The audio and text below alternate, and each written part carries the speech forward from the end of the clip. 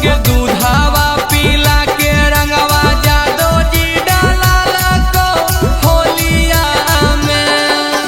दूधावा पीला के रंगवा, दूधावा पीला के रंगवा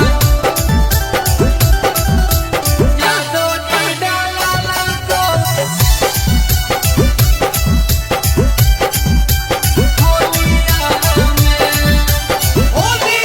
अगे लाला जी ललकारा तो गे तोहरा कस के धरा तो पसिया पीला के तड़िया सड़िया तोर उघारा तो सड़िया तोर उघारा तो। अगे लाला जी ललकारा तो गे तोहरा कस के धरा तो पसिया पीला के तड़िया सड़िया तोर उघारा तो।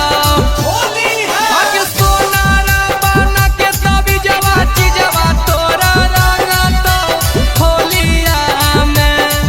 अगे दूधावा पीला के रंगवा जादो जी डाला को होलिया में।